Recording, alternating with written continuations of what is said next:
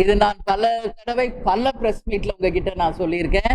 நீங்க எல்லாரும் கேட்டிருக்கீங்க, கேப்டன் எப்போ வருவாங்க, எப்போ உங்க அடுத்த கட்ட கட்சியினுடைய அடுத்த கட்ட பணிகள் என்ன அப்படின்னு நீங்க எல்லாரும் தொடர்ந்து ஏறக்குறைய ஒரு 1 இயரா இதை கேட்டுக்கிட்டு இருக்கீங்க. நானும் உங்களுக்கு பதில் சொல்லிக்கிட்டு இருந்தேன். உட்கட்சி தேர்தல் முடிந்தவுடன் தேசிய முற்போக்கு திராவிட கழகத்தின் செயற்குழு பொதுக்குழு நடக்க இருக்கிறது. அன்றைக்கு தலைவர் அவர்கள் செயற்குழு பொதுக்குழுவில் கலந்து கொள்வார், முக்கியமான அறிவிப்புகளை தருவார் என்று நான் ஏறக்குறைய ஓராண்டு காலமா உங்களுக்கு சொல்லிட்டு இருக்கேன். இது திடீர்னு எடுத்த முடிவோ திடீர்னு எடுத்த ஒரு விஷயமோ கிடையவே கிடையாது. ஆக்சுவலி உங்களுக்கு நான் பிராங்கா சொல்லணும்னா 10ஆம் தேதி தான் நம்ம ஃபர்ஸ்ட் செயற்குழு பொதுக்குழு அறிவிக்கிறதா இருந்தோம். அதற்கான ஏற்பாடுகள் அத்தனையும் தலைமை கழகத்துல நடந்துகிட்டு இருந்துச்சு. ஆனா நாம யாரும் எதிர்பார்க்காத விதமாக மிக்ஜாம் புயல் ஒன்று ஒரே நாளில் சென்னை நகரத்தையே நாசமாக்கிட்டு போயிருச்சு. அதே நேரத்துல கேப்டனும் அந்த கிளைமேட்டிக் கண்டிஷன்ல வெளியே வராம கொஞ்சம் ஒரு 2-3 நாள் கழிச்சு நீங்க போகலாம் என்று மருத்துவமனை அறிவுறுத்தலனால நாங்க இருந்தோம். அதுக்கு பிறகு 14th அப்படின்னு டிசைட் பண்ணோம். கேப்டன் சொன்னாரு 14th நம்ம வைக்கணும்னு சொல்லி, அது பிரகாரம் ஏற்கனவே நாங்கள் திட்டமிட்டபடி 14ஆம் தேதி தேசிய முற்போக்கு திராவிட கழகத்தின் 18ஆம் ஆண்டு செயற்குழு பொதுக்குழு நடந்தது. இது ஒன்றும் அவசரமாக எடுத்ததோ திடீர்னு எடுத்த முடிவோ கிடையவே கிடையாது. இது ஏற்கனவே பிளான் பண்ணது, அது அறிவித்தது உங்களுக்கு 14th உங்களுக்கு காலதாமதமாக தெரியலாம்.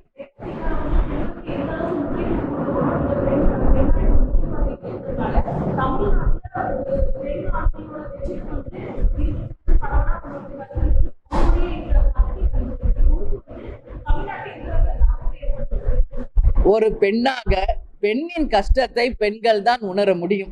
நான் உறுதியா அதை சொல்றேன். அதற்கு நமக்கு ஒரே உதாரணம், இன்னைக்கு நீங்க யார ரோல் மாடலா எடுத்துக்கிறீங்க? ஒரு பாலிடிக்ஸ்ல இன்னைக்கு நான் இருக்க ஒரு லேடியா, உங்களுடைய ரோல் மாடல் யாருன்னு பல பேர் என்கிட்ட கேள்வி கேட்டிருக்காங்க. நான் இந்திரா காந்தி அம்மையாரை சொல்லலாம், மம்தா பானர்ஜியை சொல்லலாம். ஆனா அவங்க எல்லாம் நமக்கு அறிமுகம் ஆகாதவர்கள், அடுத்த மாநிலங்கள்ல இருக்கிறவங்க.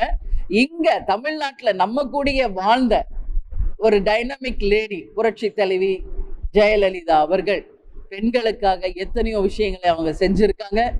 அவங்க சந்திக்காத சவால்கள் இல்லை, அவங்க எல்லாத்தையும் எதிர்கொண்டு ஒரு மிகப்பெரிய வெற்றி அடைஞ்சிருக்காங்க. ஸோ கேப்டன் எப்படி எம்ஜிஆர் தான் கேப்டனுக்கு என்னைக்குமே குரு, ரோல் மாடல்.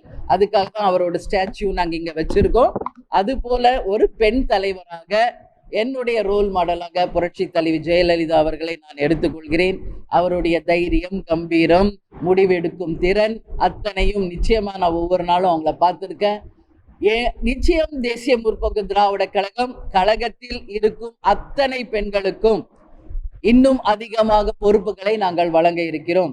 என்னை சுற்றி பெண்களுடைய ஒரு மிகப்பெரிய ஒரு பொறுப்புகளை நாங்கள் அறிவிக்க இருக்கிறோம். அது மட்டும் கிடையாது, தமிழகத்தில் இருக்கின்ற ஒட்டுமொத்த தாய்மார்களுக்கும் என் அன்பு சகோதரிகளுக்கும் எப்படி நீங்க எல்லாரும் கேப்டன் மேல மிகப்பெரிய ஒரு பற்றும் நம்பிக்கையும் வச்சிருந்தீங்களோ, உங்கள் வீட்டு பிள்ளையாகவே தலைவரை ஏற்றுக்கொண்டீர்களோ, அந்த அன்புக்கும் பாசத்திற்கும் முதலில் நான் தலை வணங்குறேன்.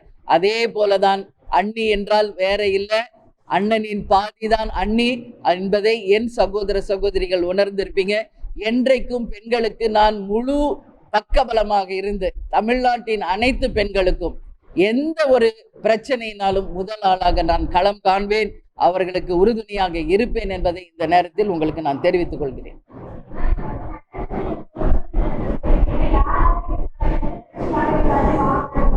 என்னம்மா?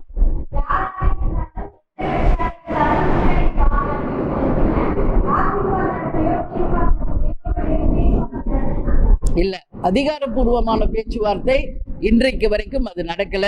பட் நீங்க யாரெல்லாம் தமிழ்நாட்டுல எத்தனை கட்சிகள் இருக்கோ, யாரெல்லாம் லீடர்ஸ் இருக்காங்களோ, அவர்கள் அத்தனை பேருமே இன்னைக்கு நான் பொதுச் செயலாளராக பதவியேற்றதற்கு நேரிலும் போன்லயும் வாட்ஸ்அப், ஃபேஸ்புக் மூலமாக எங்களுக்கு ட்விட்டர் மூலமாக வாழ்த்துக்களை சொல்லியிருக்காங்க. எல்லா தலைவர்களுமே எங்கள் கழக நிர்வாகிகளோடு தொடர்புல தான் இருக்காங்க. அந்த தேர்தல் நேரம் வரும் பொழுது அதற்கான அதிகாரப்பூர்வமான அறிவிப்பு நிச்சயமாக உங்களுக்கு நாங்க தருவோம். அனைத்து தலைவர்களும் தேசிய முற்போக்கு திராவிட கழகத்தினுடைய நட்புடன் தான் இருக்கிறார்கள் என்பதை மட்டும் இந்த நேரத்தில் நான் தெரிவிச்சேன்.